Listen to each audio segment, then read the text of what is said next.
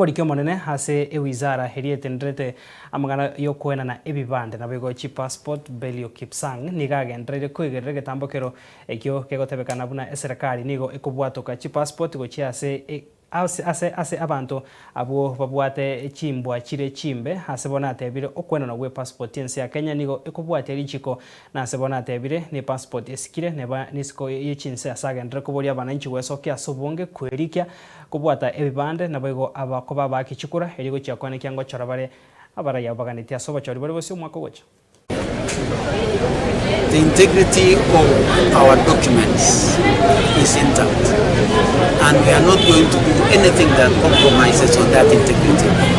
Our passport is among the most competitive passports in the world, and we shall continue to make sure that it is adequately protected so that we can maintain that global respect that our passport has as of now.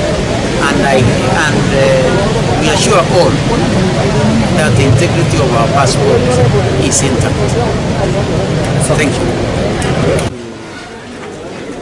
Be able to work with us and make sure that whatever we were discussing today with our leaders at the grassroots, who are the assistant chiefs, we also had assistant county commissioners, deputy county commissioners, and the county commissioner.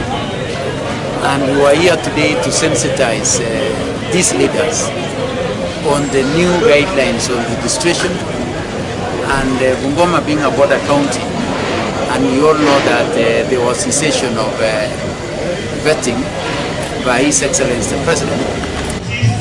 Support the registration process by making sure that when we do registration, we do register the right people. Here in Bungoma today, we target to register almost 100,000 people who are out there and they do not have IDs. More than 46,000 of them are students in our schools who have attained majority age. So we shall be working with these chiefs to make sure that we do register all Kenyans. The other thing also, as we are all aware, is that our chiefs are our grassroots leaders, and there are people who communicate to wananchi at the grassroots.